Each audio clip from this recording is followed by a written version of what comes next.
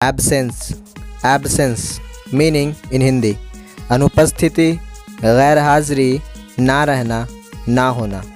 Absence meaning in Urdu गैर मौजूदगी, गैर हाजिरी, आदम मौजूदगी।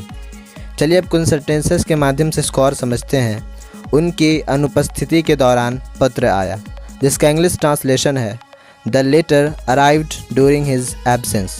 The letter arrived during his absence.